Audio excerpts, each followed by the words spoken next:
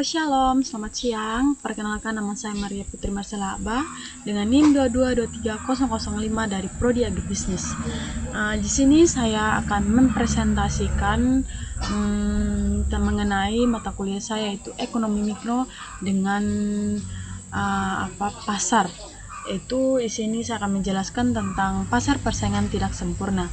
Mungkin di sini teman-teman masih ada yang belum tahu tentang pasar persaingan tidak sempurna.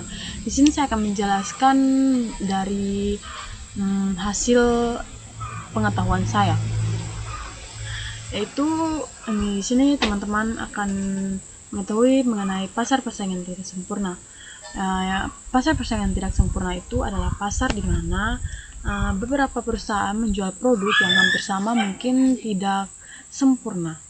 Beberapa perusahaan dapat mempengaruhi harga bukan hanya dari penawaran ataupun permintaan, tetapi juga dari kualitas suatu produk yang mereka jualkan. Mungkin saja perbedaannya dari produk, suatu biaya yang mungkin ada akses pasar menciptakan sebuah keunggulan kompetitif. Di sini ada ciri-ciri pasar persaingan tidak sempurna. Yang pertama itu ada perbedaan produk. Produk yang dijual oleh perusahaan mungkin ada perbedaan. Seperti kalau misalnya dalam di produk itu mempunyai keunikan yang mungkin akan meminati sebuah konsumen untuk membeli suatu produk yang mereka jualkan. Yang kedua itu ada hambatan masuk. Ada hambatan yang sulit bagi perusahaan baru untuk masuk ke dalam pasar karena mungkin adanya sebuah persaingan ataupun produk-produk mereka yang berkurang sehingga menghambat sebuah jalannya suatu perusahaan. Yang ketiga itu kontrol harga. Perusahaan memiliki kekuatan untuk menetapkan harga produk mereka. Sulit bagi perusahaan untuk menentukan sebuah harga dikarenakan mungkin ada perbedaan antara perusahaan ini sama perusahaan sebelah. Yang keempat itu informasi tidak sempurna. Informasi tentang harga itu dan kualitas produk tidak selalu tersedia untuk semua pihak. Mungkin ada yang perbedaannya dia karena mungkin seperti saya jelaskan dengan perbedaan produk yang mungkin adanya keunikan ataupun ada perbedaan yang mungkin ada dalam suatu perusahaan itu yang menyediakan informasi tentang harga atau kualitas itu akan tidak selalunya untuk ada pada perusahaan tersebut. Adapun jenis-jenis pasar persaingan tidak sempurna, yaitu yang pertama itu monopoli. Saya akan menjelaskan di slide berikutnya. Di sini saya akan menjelaskan sedikit saja, dan saya akan menjelaskan yang lainnya pada slide berikut. Yang pertama itu monopoli, suatu perusahaan di mana suatu perusahaan itu menguasai pasar dan memiliki kekuatan penuh dalam menentukan harga. Di sini pasar persaingan tidak sempurna monopoli itu di mana perusahaan itu menguasai semua tempat lokasinya untuk menarik semua konsumen tanpa dilarang ataupun tanpa diberhentikan oleh apapun itu, karena masyarakat membutuhkan pasar ini karena hanya satu perusahaan dalam tempat itu. Yang kedua itu oligopoli. Pasar ini yaitu hanya sedikit perusahaan yang mendominasikan pasar dan memiliki pengaruh yang besar terhadap harga. Mungkin di sini saya bisa jelaskan kalau misalnya pasar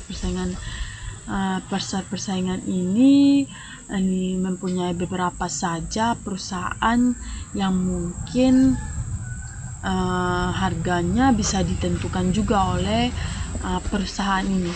Kalau yang ketiga monopolistik. Banyaknya perusahaan bersaing tetapi produk mereka memiliki perbedaan yang mungkin kalau misalnya diartikan, kalau misalnya di sini mempunyai perusahaan, di sebelah sini mempunyai perusahaan, pasti dalam perusahaan tersebut memiliki perbedaan yang sangat berbeda yang membuat konsumen mencari perbedaannya yang lebih unik di perusahaan sebelah dibandingkan perusahaan yang sebelah, yang membuat perusahaan itu menjadi menetapkan harga yang para konsumen inginkan. Di sini monopoli. Yang pertama itu kendalinya dari pasar, tidak ada pesaing dikarenakan perusahaan itu hanya satu dan tidak ada pasar-pasar lainnya selain dia. Mau tidak mau konsumen harus tetap membeli karena ini kebutuhan dari mereka. Kalaupun dinaikkan harga dari penjual tersebut, konsumen tetap akan membeli karena itu sesuai dengan kebutuhan mereka. Yang kedua itu kekuatan penetapan harga. Seperti saya sudah jelaskan tadi tentang tidak adanya pesaing yang membuat perusahaan tersebut akan menaikkan harga sesuka hatinya mereka. Yang ketiga itu hambatan masuk. Sulit bagi perusahaan baru untuk masuk ke dalam lokasi tersebut karena hanya satu perusahaan saja yang diinginkan karena dapat memenuhi seluruh keinginan dari perusahaan ataupun permintaan dari konsumen. Yang kedua itu oligopoli. Yang pertama persaingan terbatas, hanya beberapa perusahaan yang bersaing yang membuat penentuan harganya mereka kan menjadi baik karena hanya beberapa saja pesaingnya, tidak terlalu banyak. Yang kedua itu konsentrasi pasar. Sebagian besar pasar dikendalikan oleh beberapa perusahaan. Yang ketiga itu strategi kompetitif. Perusahaan menggunakan strategi untuk mempertahankan pangsa pasar. Mungkin di sini akan menjelaskan kalau misalnya pasar itu kan mempunyai banyak pesaing, otomatis pasar tersebut akan melakukan sesuatu hal untuk menaikkan peminat konsumen.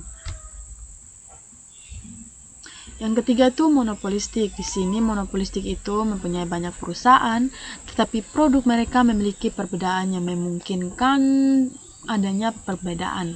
Yang pertama itu perbedaan produk. Setiap perusahaan memiliki produk yang unik. Ya, seperti yang saya jelaskan awal itu, kalau misalnya perusahaan akan lakukan apa saja untuk produknya menjadi banyak diminati oleh konsumen yang ingin membeli produk tersebut. Yang kedua itu kontrol harga. Perusahaan memiliki kendali terbatas dalam menetapkan harga. Yang ketiga iklan dan promosi. Perusahaan ini akan membuat sebuah brosur, iklan ataupun apapun itu dilakukan agar suatu perusahaannya dikenali oleh banyak masyarakat dan dapat diminati semua produk yang ada pada perusahaan tersebut untuk dibeli dan dapat dikonsumsi oleh berbagai macam masyarakat. Di sini ada faktor-faktor yang mempengaruhi pasar. Yang pertama itu hambatan masuk tinggi. Yang kedua itu peraturan pemerintah yang mungkin sulit untuk masyarakat membangun sebuah perusahaan karena adanya peraturan pemerintahan yang harus disetujui oleh sebuah perusahaan. Kan kita ketahui itu kan kalau misalnya kita bangun usaha itu kan harus ada peraturan. Tetapi kalau misalnya sebuah masyarakat malas untuk melakukan sebuah peraturan dari sebuah pemerintah, mereka kan malas untuk membuka perusahaan. Yang ketiga itu teknologi dan inovasi. Adanya teknologi yang membantu kita perusahaan untuk melajukan sebuah perusahaan. Yang keempat itu tingkat permintaan konsumen. Mungkin di sini adanya permintaan konsumen yang membuat perusahaan akan kewalahan atau mungkin akan susah untuk berusaha. Di sini ada pun dampak pasar persaingan tidak sempurna. Yang pertama harganya tinggi. Perusahaan menetapkan harga yang lebih tinggi dikarenakan adanya kualitas yang bagus bagi masyarakat dan dapat masyarakat perusahaan dapat menetapkan harga yang tinggi itu karena adanya suatu kualitas yang bagus. Kan tidak mungkin kalau misalnya perusahaan jual kualitas yang tidak bagus tapi harganya tinggi, otomatis konsumen juga akan mengetahui kenapa kok ini harganya tinggi tapi ini produknya ini sangat tidak berkualitas. Itu juga akan berpengaruh. Dan kedua itu kualitas lebih baik. Perusahaan termotivasi untuk meningkatkan kualitas produk. Ya kok ini termotivasi itu adanya perbedaan produk dari perusahaan yang sebelah dan perusahaan yang lainnya. Inovasi. Yang ketiga itu inovasi. Perusahaan mungkin terdorong untuk berinovasi. Yang keempat, kurangnya persaingan. Persaingan mungkin tidak bersaing secara agresif. Mungkin persaingannya ini kan adanya yang mungkin baik-baik saja, persaingannya baik-baik saja, beda sama yang persaingannya mungkin iri, dengki karena perusahaan kita melaju dengan baik dan mungkin banyak peminat. Kesimpulan dan saran, pasar persaingan tidak sempurna merupakan bagian penting dari ekonomi modern. Pembelajaran konsep ini dapat membantu kita memahami bagaimana pasar bekerja dan dampaknya pada konsumen dan perusahaan. Mungkin hanya ini saja dari saya. Apapun yang saya jelaskan itu mungkin dari hasil pemahamannya saya, hingga saya membaginya kepada teman-teman. Mungkin kalau misalnya ada kesalahan kata atau apapun itu dari saya mohon maaf. Selamat siang.